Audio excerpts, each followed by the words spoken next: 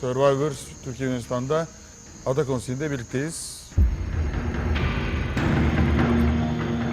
Takımımız kazandı. Yunan takımı 2 oyunda kaybettiği için bu akşam konseyde isim yazmak zorunda.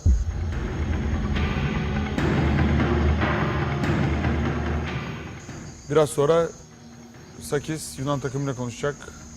Ben onun öncesinde bizim takımımıza birkaç soru soracağım ama çok önemli bir haberim var.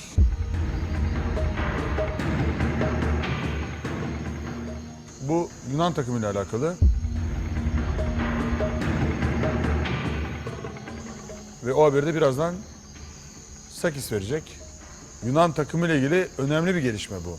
Ve sizin de çok şaşıracağınız bir gelişme. Birazdan Yunan takımı sürpriz bir haberle buluşacak. Ve tabii ki onu Sakis söyleyecek.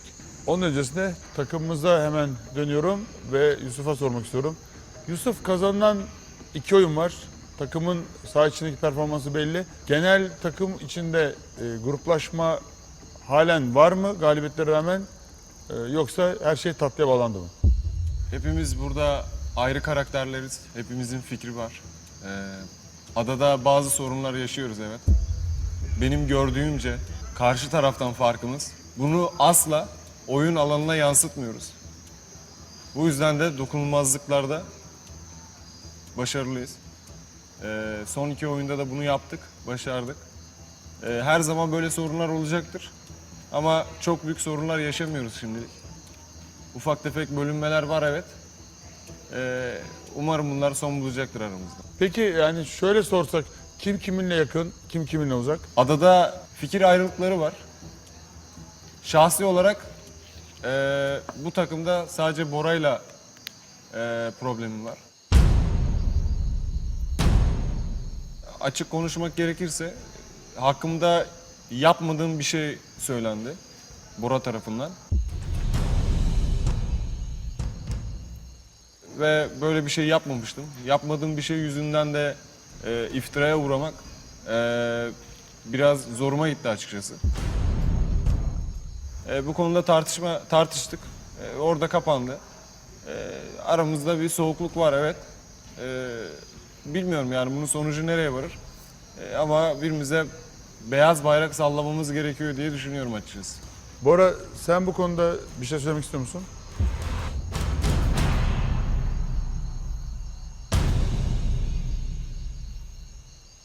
Teşekkür ediyorum ve hemen Hikmet sana soralım. Takımın genel havası nasıl? Galibiyetler geldi. Neler söyleyeceksin? Biz daha önce dokunulmazlığı kaybettiğimizdeki oyunlarda hatalarımızı çıkarmıştık. Adaya gittiğimiz zaman stratejik olarak bunları sürekli değerlendirdik. Ve son 2 dokunulmazlıkta da geliştirmiş olduğumuz stratejiyle seçmiş olduğumuz adaylar, yani seçmiş olduğumuz Yunan takımdaki rakipler doğru bir karar olduğunu gördük. 2 oyunu da üst üste büyük bir farkla kazandık. Ve bu arada da bir şey söylemek istiyorum. Tony Atakan'a bir cevap vermişti. Biz çok iyi bir takımız demişti. Bence çok iyi bir takım değiller. Biz iyi bir takımız. Hiçbir zaman fikir ayrılıklarına düşsek de burada ve parkurda hiçbir şekilde birbirimize düşmedik. Birbirimize bağırmadık. Yani iyi bir takım olmak, iyi bir sayı, iyi bir skor üretmek değil. Kötü olduğumuz zaman da, kavga ettiğimiz zaman da adamızda ediyoruz. Sahada, parkurda ya da burada kavga etmiyoruz.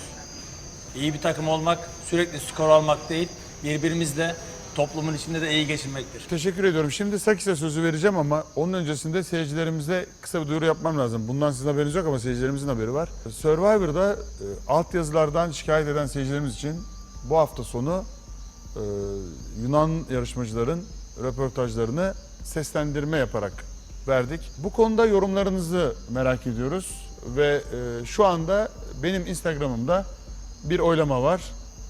Beğeniyor musunuz, beğenmiyor musunuz? Görüşlerinizi merak ediyoruz. Seslendirme yapılan montajımızı beğenip beğenmediğinizi soruyoruz. Benim Instagram'ıma şu anda girip bu oylamada oy kullanabilirsiniz. Soru şu: Yunan yarışmacıların verdikleri röportajların dublaj olmasını beğendiniz mi, beğenmediniz mi? Bunu öğrenmek istiyoruz. Teşekkür ediyoruz. Şimdi konseyin başında söylediğimiz sürprize geldi sıra. Evet, Sakis birazdan Yunan takım için çok büyük bir sürprizi, bizim takımı da ilgilendiren çok büyük bir sürprizi söyleyecek. Survivor için çok önemli bir gelişme bu ve bunu Sakis söyleyecek. Şimdi söz Sakis'te. Teşekkür ediyoruz. Είχαμε πρόσφατα κάποιες προσθήκες παικτών. Γνωρίζουμε από την αρχή του παιχνιδιού, σας το είχαμε πει, ότι σύντομα θα έρθουν κάποιοι καινούργιοι παίκτες. Έτσι λοιπόν είχαμε πρόσφατα τον Βασίλη Βασιλικό για την ελληνική ομάδα και τον Καν για την τουρκική ομάδα. Ήταν οι δύο καινούργιοι παίκτες. Ήρθαν λοιπόν οι καινούργιοι παίκτες για τα αγόρια. Ήρθε τώρα η στιγμή, σε λίγες μέρες, να έρθουν και οι καινούργιες παίκτριες. Βέβαια, το Survivor είναι το παιχνίδι των ανατροπών.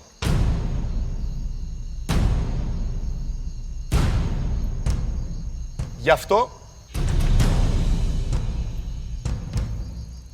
η παίκτρια που θα προσθεθεί στην ελληνική ομάδα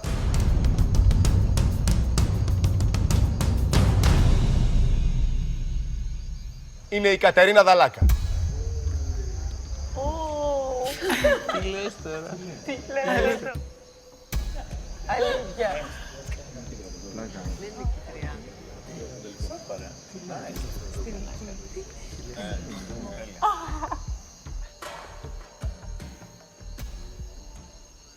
Βλέπω τον Χικμέτ να κουνάει καταφατικά το κεφάλι του, οπότε θα... πραγματικά δεν το περίμενα αυτό εδώ.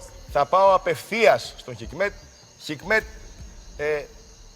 μόλις ανακοίνωσα ότι στην ελληνική ομάδα θα έρθει η Κατερίνα Δαλάκα, θα έρθει και από την τουρκική ομάδα μια καινούργια κοπέλα, αλλά είδα ότι κούνησες το κεφάλι σου, σαν να γνωρίζεις τη συγκεκριμένη παίκτρια. Evet, tanıyorum. Daha önce Survivor'a katıldı ve 400 engel yarıştığını biliyorum atletizmde. Şampiyonalara hazırlandığını duymuştum. Atletizmi de yakından takip ettiğim için kendisini biliyorum. Çok güçlü, çok kuvvetli, iyi bir yarışmacı olduğunu biliyorum. Μπράβο, Χικμέτ. Με εκπλήσεις. Τόνι, η ομάδα στην παραλία έχει συνοχή. Έγινε ένα περιστατικό την προηγούμενη εβδομάδα στην προηγούμενη ασυλία. Από λάθος κοουτσάρισμα, ενώ είχαμε πει να παίξω εγώ, βγήκε ο Σπύρος και έπαιξε μπροστά. Δεν έγινε όμως κάτι. Τον χειροκρότησα. Πήρε 2 νίκες και πήγαμε πολύ καλά. Έγινε ένα αντίστοιχο λάθος σήμερα με μένα και δεν έλαβα το ίδιο πράγμα. Για μένα ήταν κάτι που δεν μου άρεσε καθόλου. Από ποιο δεν το έλαβες αυτό? Από το Σπύρο. Και προσωπικά δεν έμεινε ο Σπύρος έξω. Έμεινε ο Βασίλης έξω. Που το παράπονο του Βασίλη θα το θεωρούσα πιο σωστό. Αλλά το να κάνει παράπονο ο Σπύρος που έμεινε ο Βασίλης έξω και έπαιξα εγώ δεν το θεώρησα σωστό. Και πόσο μάλλον πριν από ένα τόσο σημαντικό αγώνα ασυλίας. Με το στήλο ότι δεν είμαι μπασκετικός και γιατί επέλεξα να παίξω. Το Survivor είναι το παιχνίδι των ανθρωπών. Δεν κερδίζουν οι μπασκετικοί στο μπάσκετ. Ούτε οι ποδοσφαιριστές στο ποδόσφαιρο. Ήταν κάτι που δεν μου άρεσε, Σάκη. Κάτι που ίσως άλλος παίχτης να έπεφτε ψυχολογικά. Εγώ είμαι άνθρωπος που όταν με αμφισβητούνε δίνω και άλλο 100% πάνω. Αυτό έκανα, προσπάθησα να βοηθήσω την ομάδα μου. Αυτό θα συνεχίσω να κάνω και θα στηρίζω την ομάδα μου πάντα. Όποια να είναι και αυτή η επιλογή. Έχω κάνει αρκετές φορές πίσω, όπως και άλλα παιδιά. Δεν υπάρχουν εγωισμοί εδώ. Ποιος είναι μπασκετικός, ποιος ποδοσφαιριστής. Εδώ πρέπει να κερδίζει η ομάδα. Και σήμερα δεν το είδα αυτό από το συγκεκριμένο παίκτη.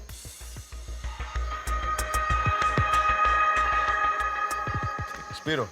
Δεν υπήρχε διάλογος καθόλου. Το μόνο που εξέλαβα εγώ ήταν ένα... σε γράφω στα... Και εσένα και τι λες, και ο Βασίλης τι λέει και δεν με ενδιαφέρει. Εγώ προσπάθησα να κάνω διάλογο, να το εξηγήσω ακριβώς πώς και τι. Και το μόνο που εξέλαβα ήταν και παράτα μας, και άσε μας, και άντε από εδώ, και είσαι ψεύτης και είσαι υποκριτής. Σε χειροκρότησα και σου είπα πήγαινε να κερδίσεις. Ναι. Και καλά έκανες. Έκανες το. Όχι, δεν με χειροκρότησες. Σε χειροκρότησα. Είναι η ομάδα μπροστά. Αυτό που έγινε. Και όποιος θέλει θα μιλήσει. Όποιος δεν θέλει, ας μην μιλήσει, δεν πειράζει. Αλλά είναι η ομάδα μπροστά αν το έκανες. Εκείνη τη στιγμή που εσύ βγήκες, Ωραία. Και είχαμε πει να παίξουν άτομα που παίζουν μπάσκετ. Ωραία. Βασικό. Όχι. Εμένα η ομάδα η υπόλοιπη μου είπε να βγω και να διαλέξω και μου είχε πει και ποιον παίκτη να διαλέξω. Και εγώ στο Άρα, είπα. τότε